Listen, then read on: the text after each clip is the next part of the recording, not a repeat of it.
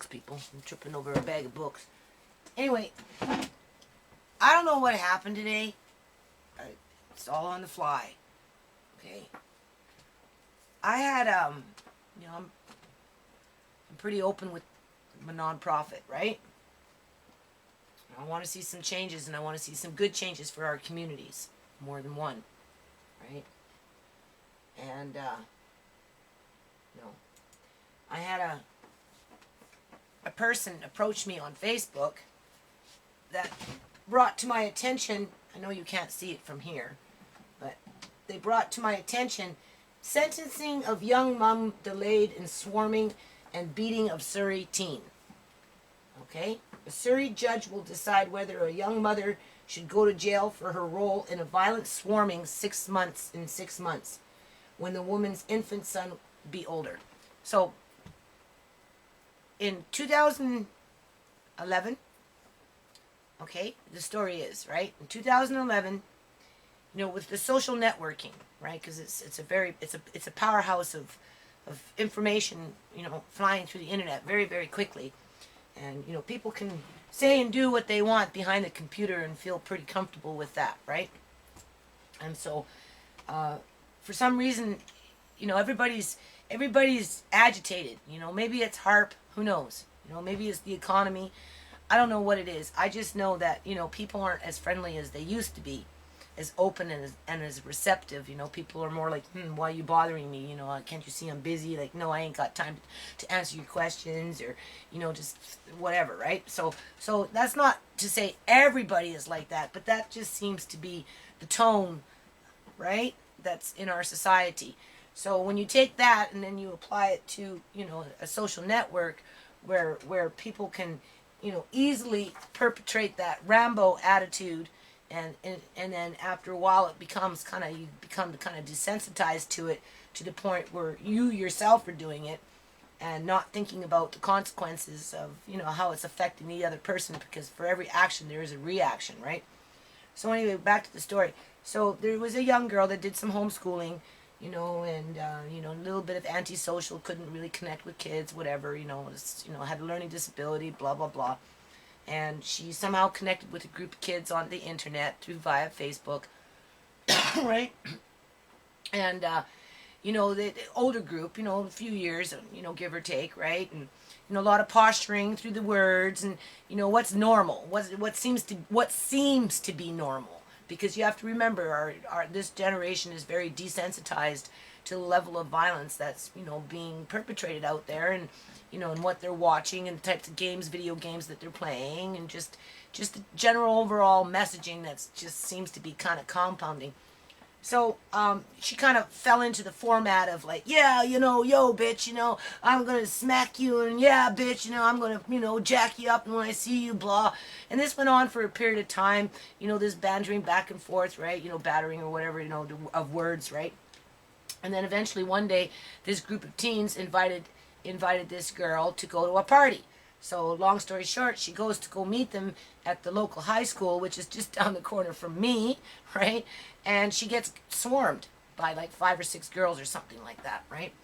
And this was 2011. Well, you know, I don't know when it's going to court, and but I was led to believe that it was for today, for the sentencing for this one girl that came in as an immigrant, as a child with her mother, because they were fleeing abuse and from their, you know, motherland, from their country, from the father, type of thing.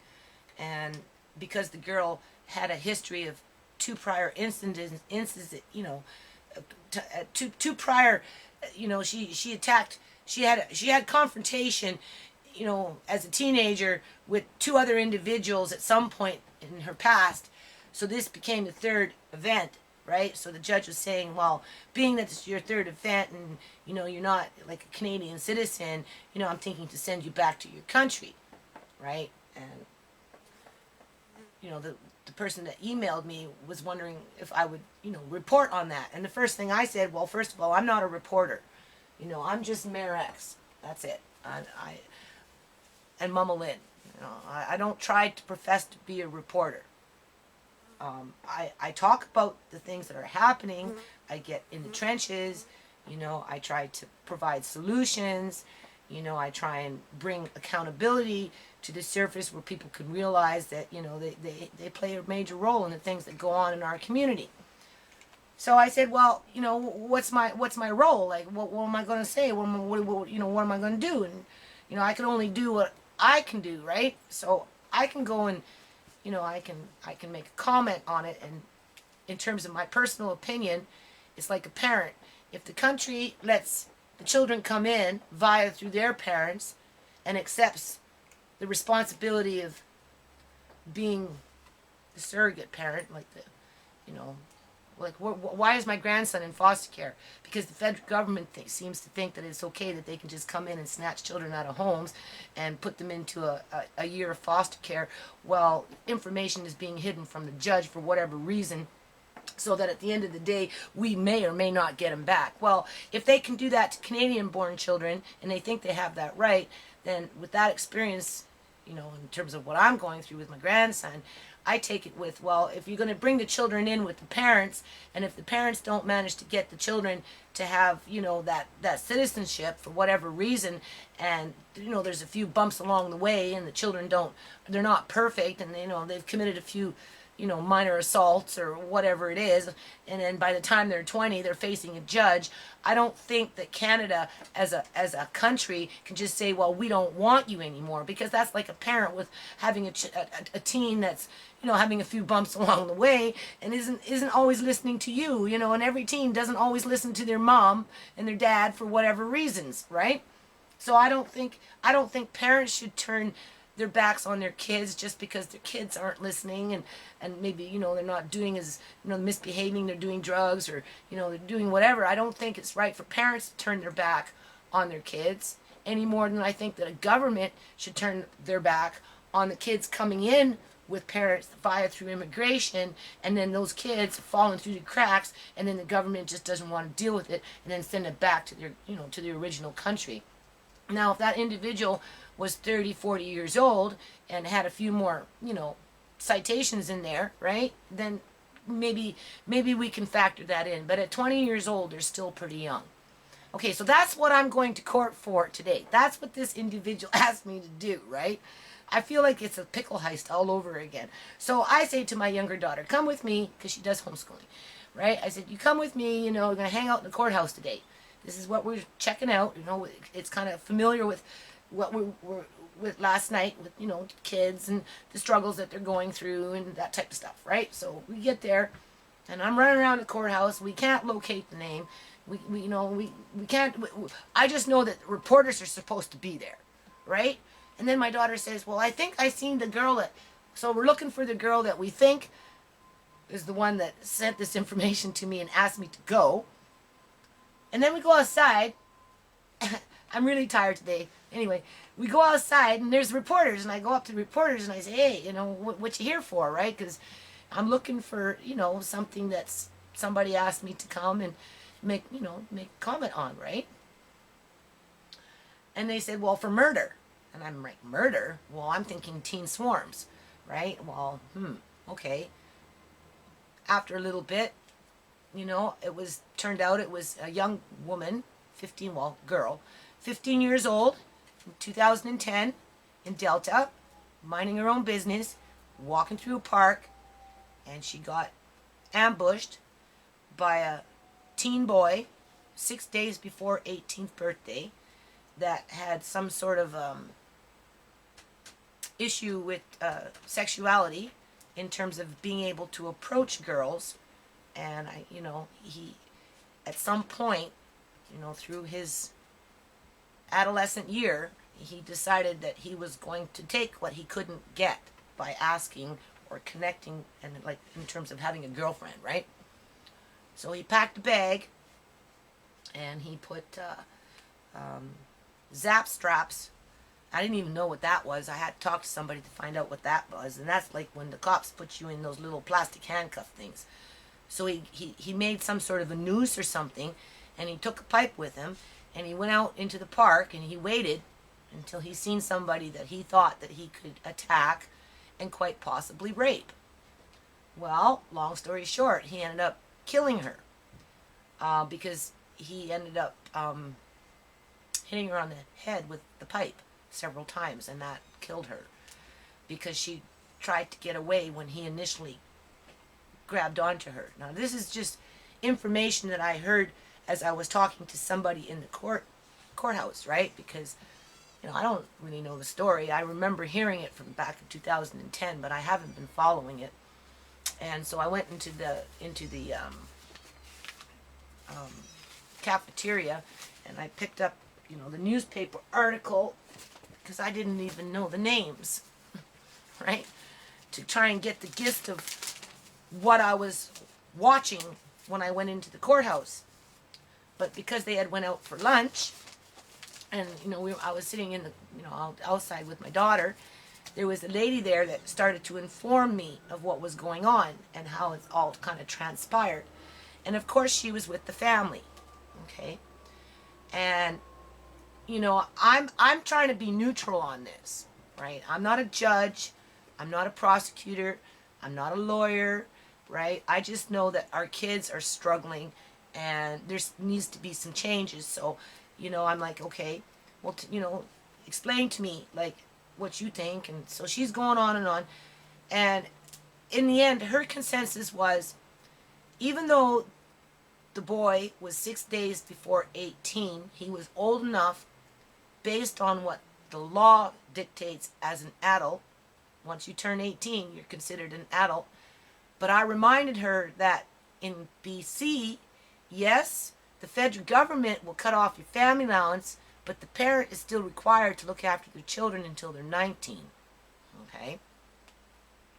And even at 19, they're not capable. Many of these kids are just not capable of looking after themselves because we're not educating them to be able to do that. Plus, there's no jobs. Jobs is a big factor, right? And so I said this to her. Well, 18, the brain is still developing up until age 25. So really at 18, they're not, even though the law says they're an adult, physiologically, they're not. Oh, but he had a good life. He's no problems, right? He was social, participated in sports. His dad was helping him with a job. He just couldn't connect and get a girlfriend. So therefore, something snapped, and he went off and he tried to take that. But he had already displayed the symptoms of a mental illness prior to that by groping women in Burns Bog, but he never got caught. He admitted to that after he got caught, but it took a sting for that to happen in terms of a cover operation where it took several months to get the confession out of him so that eventually he could be arrested. And then once he got arrested and he started going into counseling, that's when he admitted that he had already started to grope, right, at women in Burns Bog. And why he went that day in the Delta Park and did what he did, at 18 years old, I don't know. Other than I said to the lady, I said, well, obviously he was suffering from mental illness that nobody caught. His family didn't see it. They either didn't see it or they didn't want to see it, right? And, I don't think myself personally he sat there and plotted to go murder a young girl. Because again, at 18, yes, he wanted to, confine her and choke her and make her pass out, and he had the pipe as a backup. I don't know.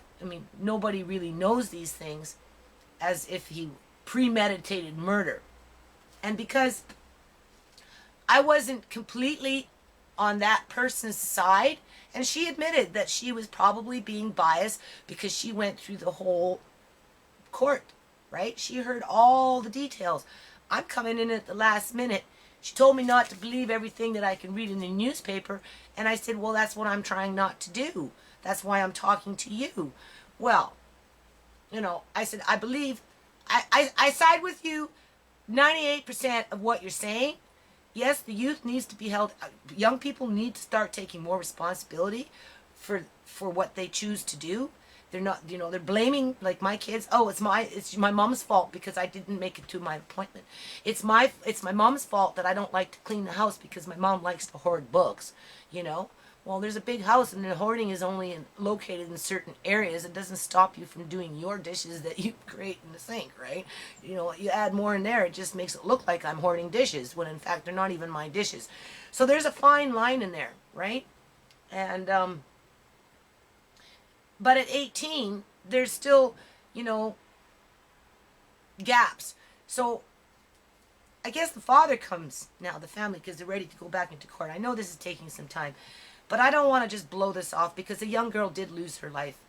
And the only reason I'm really not mentioning any names right now is because we almost had a rumble going outside the provincial courthouse with this family that lost their loved one, right?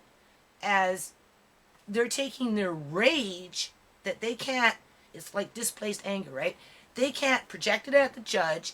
They can't project it at the prosecutor. They can't project it at the defense lawyer. They can't project it at the reporters that were there. But they felt comfortable enough to be able to project it at me and my 15-year-old daughter. Okay, because the story gets more juicy, right? Like I said, I feel like I was in the Pickle Heist again. So, he's like glaring at me, and she says, we're outside the courtroom ready to go inside, right? In the hall. And we're finishing up our conversation. He came in at the tail end of the conversation. There was nobody there for about 20 minutes. I was just her and I with my daughter sitting off to the side, okay? Because I want to be fair about this, okay? I'm not coming in not knowing the story and ready to jump on the bandwagon and say, yeah, let's just lock him up for 100 years and call him a killer. Because I said that's the first thing I noticed when I read in the paper. They're labeling this young person as a killer. Well, that's what he is. He's a murderer. I said, okay, but you got to be careful because these are young people that you're kind of broad sweeping in, killer, right? Like, okay. So anyway, father, he's looking at me. Everybody's standing around by this time because the door's going to open in 2 minutes, right, to go into the courthouse. And he says, oh, no, don't you talk. Don't you say anything about my family. Don't you mention my name. Get the fuck out of here. No, he didn't say fuck, right? But he said, get out of here. Go away. Who are you? And what, And I'm like, slow down, buddy. Like, I'm trying to be neutral on this. So we go into the courthouse. And then he runs off, he sit down for a minute, and then he gets back up. He go talks to his buddy. He gets his buddy to go get the sheriff to go out into the freaking hall, right? Okay, whatever. I'm like, yeah, you're trying to kick me out, right?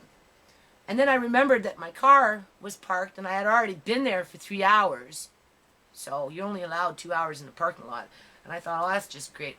Now I'm going to get a ticket, right? So I go out, and the sheriff says, excuse me, come here for a minute. Like, what's your purpose? Or how are you connected to the family? Blah, blah, blah. Because these people complained about me because I wasn't that 100% on their side, ready to take this young man and throw him in the dungeon. Without hearing both sides of the story. Yes, we know what he did, but he was also 18 years old. And, as a parent, it's like, maybe, for some people, yes, the girl swarmed and beat up on somebody, but does that really warrant at 20 years old to be sending her back to a country that she knows nothing about when she came to Canada as a child? Is that appropriate for Canada to do that? Because if that was the case, half the immigrants in Canada would probably go back to their own countries because that's just the way people are. People fight, right? It's all social development or social engineering, one or the other. And with lack of resources, it becomes social engineering. With resources, it becomes social development. And we need to get back onto the social development page. And how we're going to get there, I don't know. But in the meantime, so I basically told him what was going on. And then I also said to him, too, I said, but if you notice, because I told him about the vigil that I did the night before with Adriana Falcon, right? This is long, I know, but it's important, right?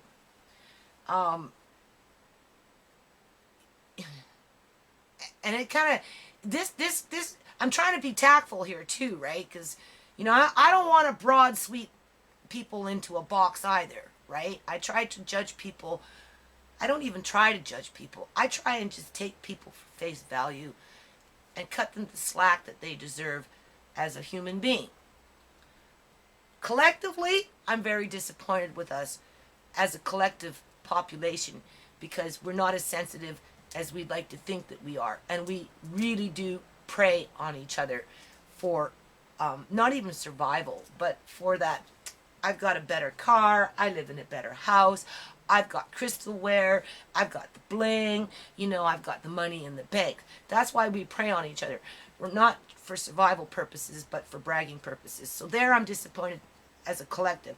But on an individual basis, I try and just take people for face value, right? I really do. So anyway, I don't know what I was saying there. Because it was very disturbing, really. I didn't deserve to be treated the way I was treated. And it gets worse because my daughter was totally humiliated today, right? So here's the point. So this fella, this father, now I understand that he lost his daughter in a very violent way. And he's in a lot of pain. And he's been having to go through court procedures, and his family has lost, the mother lost the daughter, and if there's brothers and sisters and aunts and uncles, kind of like what my family is going through with the loss of my grandson. Like, we're all in pain because we feel like there's been a death in our family too, and that Andre's being tortured, and he just hasn't died yet. Like, we fear every day that he's going to die because of what's going on with the Ministry in Children and Family Development and their social workers at this point, right? So, I can feel their pain. But they had no right to take their pain and then throw it in my direction because I couldn't agree 100% with their conviction, like I said, to put the guy in the dungeon, right? But yet, in the same breath, the father has an affiliation with a certain group or groups of individuals that may not have a very good reputation as a collective, not as an individual. Let's keep this clear. In our communities, in terms of how they can perpetrate dysfunction for the fact that, they're trying to accumulate wealth. Every culture does it. Every group of people do it. Okay? But I'm not trying to, I'm trying to understand his hostility. Which to me at this point is like displaced anger. They had no place to take that anger, so I was an easy target. Right? Okay. But I'm not going to back down. It's a public hearing. I'm allowed in the courtroom, right? So I go in the courtroom, I sit around, I listen for a little longer. I try and get the gist of what's going on. I listen to the prosecutor. I listen to the judge, which, by the way, in terms of a funky provincial courthouse, I would say that what I witnessed today was a form of justice in terms of what our justice systems should be working like. This family court stuff is totally off in the twilight zone. That's the shit that we need to clean up, okay? But in terms of the judge sitting there having to make the decisions that he had to make, I don't know what he made because I left. Because I wasn't there to make that decision, right?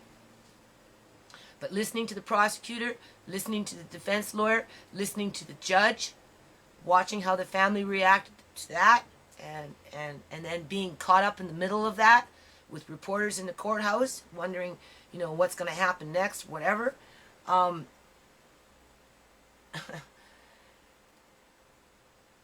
Anyway, I left, right? But part of the family had already gone outside. And I was feeling really kind of, I didn't do anything wrong.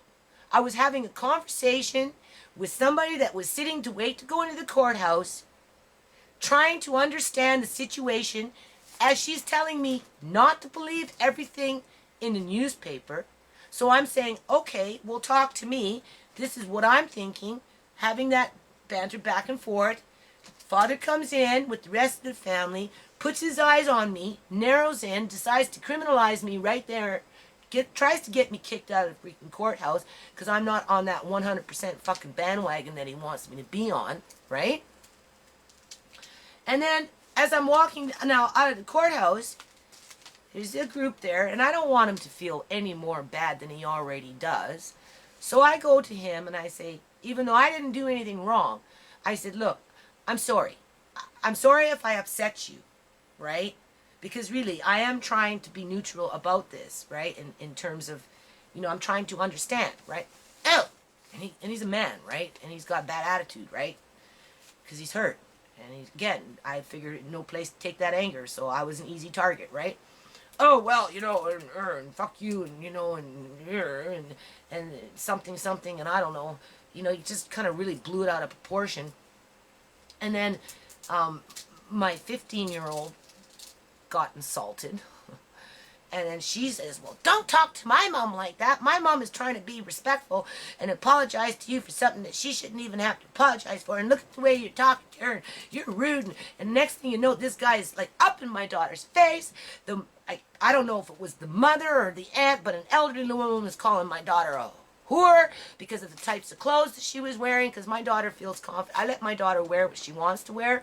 I always have, and she feels very confident with that. And I tell her that you have to be careful, though, because people see that as a threat because they themselves may not feel so confident. But yet the woman that I was sitting to talking in the freaking courthouse before the father came with the rest of the family was telling me that the 15-year-old that got, you know, killed, murdered, right, had a right to wear what she wanted to wear, and that never made her, you know, just because girls wear what they wear, they shouldn't be categorized as to be prostitutes. But yet at the same breath, we're out in the freaking provincial, you know, grounds, right, as they're calling my daughter a prostitute. And I'm like what is wrong with you people? Like, she's 15. My daughter's 15, and you're sitting there talking about your daughter? Like, how are you doing? How are you any more different than the young man behind the box there? Right? Because you want to... the father looked like he was going to grab my daughter and start scrapping. Instead, he said, oh, I'm going to call, you know, get the cop, and you get arrested, and, you know, and because my daughter was standing up for herself, right? Standing up for me. And then so the guy goes walking off. Oh, my God. It was so stupid. It was so freaking stupid. And I mentioned to him, I said, well, like, what the hell is wrong with you, man? I said, like, I got a daughter that's struggling with drug addiction right now, heroin addiction. Oh, junkie! Get your junkie family out of here! You're just a junkie! They started calling my 15-year-old a junkie. I said, no, not this one. I said, I got one that's 26 at home that's struggling with heroin addiction right now. Oh, well, you get your junkie family out of here. You're just a bunch of junkies. I'm like, okay. But we know what street you... We know what your affiliation of friends could or could not be perpetrating in our community. So it's okay for other kids to be kicking off with the heroin, but when it comes to your kids, it's not okay. Is that how we roll? Is that how we roll? What's good for the goose is not good for the gander. When in fact, we should just be coming together and thinking about how we can help all the kids out there. You're either part of the solution or you're part of the problem. And we're all in pain. And that's why I told him, I said, the Ministry of Children and Family Development, what's wrong with you? If you don't have your grandson, must be something wrong with you, ho. I'm like, oh, you people are unreasonable. Totally unreasonable. And that's why things don't change. This one's not the mayor's fault.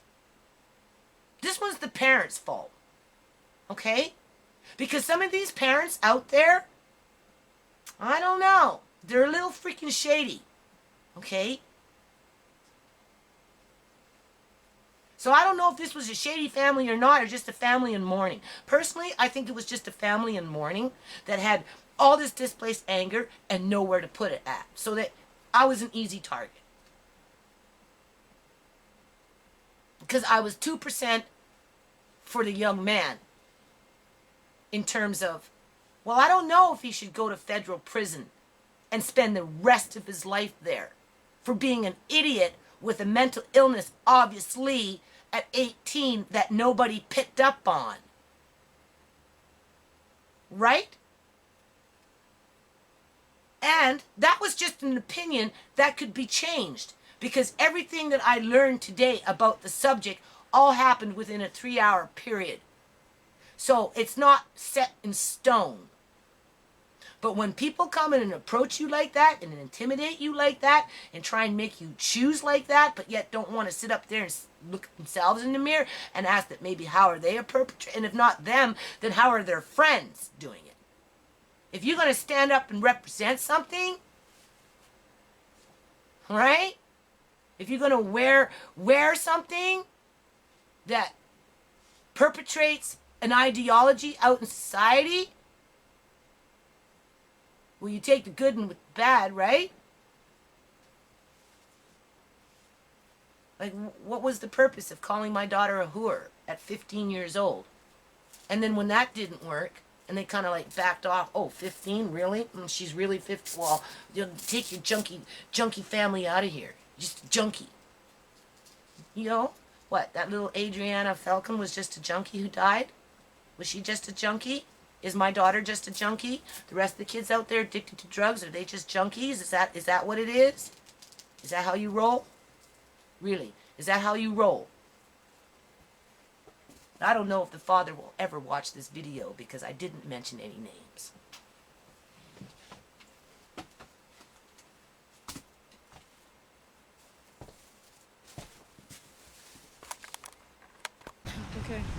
Okay, so I'm at the Surrey Provincial Courthouse right now. We're doing a back-to-back. Yesterday we were at the vigil for Adriana Falcon, who had an overdose, right? 15 years old. And today I'm at the Provincial Courthouse, going to do a little bit of a commentary. I'm not too sure what time this judgment was coming about, but somebody wanted me to pop by and you know, make a comment on the issue of teen violence and you know, teen swarming and social media bullying and how it can lead into, you know, domestic violence within our community. So we're going to go in there and we're going to see if we can locate the courthouse that this is being done in. So we'll be back. Come on. Okay, young people. I don't know. Change the script here. There's a different issue going on. This was a couple of years ago. We do have reporters on site. So, but it's for a different person. It's not for a young lady that was walking, you know, to go to a party and then got jumped in a, you know, schoolyard with a bunch of girls that, you know, are taking advantage of social media to, you know, ambush people like that, right? This was the young lady back in, I think, 2011 that was walking,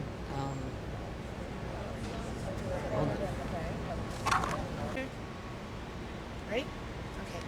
So, you know, again, life throws you one of these curveballs. I came here September 19th, 2013, Provincial Surrey, British Columbia Courthouse, on the request of a different matter that could very well be deal with immigration court. You know, I may have gotten the wrong courthouse. So, but while being here, I noticed that there were cameras because I was told that the person that I was going to make commentary on was going to be here, and there was going to be a news report as well. So I go up to the guy, I said, well, what you doing here? He goes, well, who are you? And I'm like, well, I'm looking for this. And he says, well, that's not what I'm here for. And I'm like, well, what are you here for? And he goes, well, I'm here for a murder. I'm like, oh, okay. So long story short, you know, I approached the reporter, and I find out that what they're reporting on is something that happened in 2010, where a young person, he was 6 days shy of his 18th birthday, acted on his urges to satisfy, you know, sexual prowess.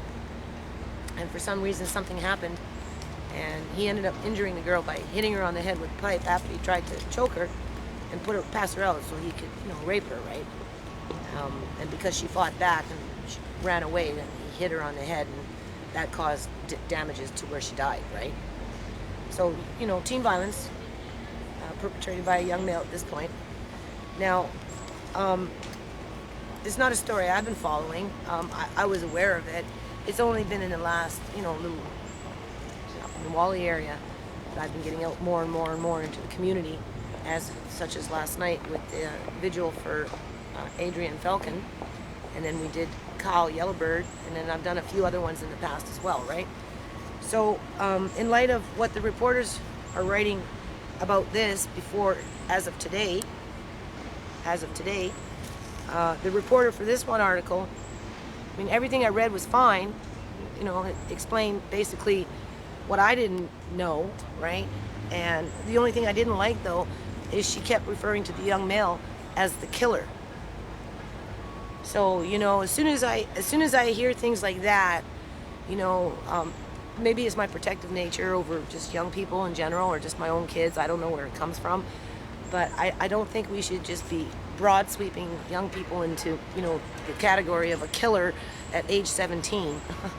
And yes, you know, a few years have gone by, and he's older now, and he's, you know, they're fighting to have him trialed as an adult because he was 6 days shy of you know, being 18 when this happened. But even at 18 years old, they're young. As a matter of fact, the brain doesn't stop developing until you're 25. And even after 25, you can still learn things. And that's why I tell my kids, just, you know, keep educating yourself along the way. You can be 82 years old and still learn things.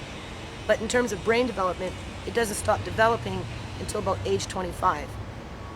So even though by law, you know, they, you know, technically become adults at age 19, 18, 21, you know, they can drink at 21, and in the States they can drink at 19, and in BC they can drink at 18, in Alberta, you know, they considered 18 in BC, but yet parents are responsible for them until 19, even though we lose our family allowances for them. You know, I've got an 18-year-old daughter still in high school taking grade 12, and I get no family allowance for her, but I'm still obligated as a parent to, you know, to care for her, right? And even after she turns the age of 19, if she needs my support as a parent, well, that's what parents do. So, you know, to label this young person as a killer, you know, in the context of, there goes the killer, he's the killer, I think that's wrong. I don't think that's the kind of message that we should be putting out in our community against young people. Young people, as we can see through some of my videos, have been struggling with a lot of issues, and, you know, they react to things for different reasons. For every action there is a reaction. Now obviously this young person had some sort of mental health issues that were underlining, and he was successful at masking them, or maybe his parents, you know, family knew that there was some issues but didn't know how to access the health care to help deal with those issues to prevent such an occurrence from happening. Does that make him a killer? No, it just makes him a high-risk youth that fell through the cracks, that wasn't getting the proper health care to prevent the tragedy of this young lady, you know, being murdered, right? You know, through fight and flight, right? She was running, he was fighting, right? And once he got past that, you know, right and wrong moment, and he was determined to get what he wanted, you know, he didn't stop to think about the consequences. So that probably has something to do with age-appropriate, you know, maturity in the brain. Huh? So people are starting to come now, and I'm kind of like feeling a little out of place as the Mayor X. So I'm just gonna go put my butt back there and go back into court and just listen a little more, and I'll check base with you. Okay, members and friends, I'm by a tree now, some bushes. Like I said, I was invited down here for, you know, youth violence, right? Because we got that problem in our society. Maybe the days got mixed up, I don't know. But I ended up at a murder trial, and it's being reported on. So it's not like there's a publication ban and it's all hush hush and, you know, blah blah, right? And, you know, I'm stepping up for the kids. I'm stepping up for the young girl that, you know, died. I'm just stepping up for the kids. Now, I came across the family that had lost the child, the 15-year-old girl. This was in 2010. But then you have to remember, just last night, you know, I was doing a vigil for a 15-year-old girl that died from a heroin overdose.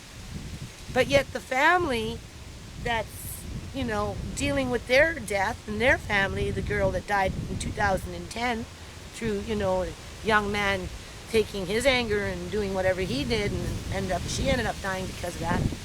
I don't see any kind of, I don't want to I'm kind of like, I don't know what is it with these pickle situations, but I feel like I'm in another pickle situation because, you kind of got to walk on water because people don't like to hear the truth. They don't like to look in the mirror. They don't like a second opinion. They don't like the opposite opinion of whatever it is that they're feeling. Now, mind you, we're at the end of the game when it comes to the sentencing of the young person. Okay, Mom. Okay, members and friends, I don't know what the hell's going on here again, but we got the cops back at the same gas station that I was at last night. As I leave a courthouse, having freaking strangers completely almost want to jump my ass, jump my daughter's ass for sticking up for us, sticking up for me, Like, this is just, I don't know. There's the cop car. I'm almost home now. Go this way. What's going on? Hold on. Anyway, we know they're back at the gas station again.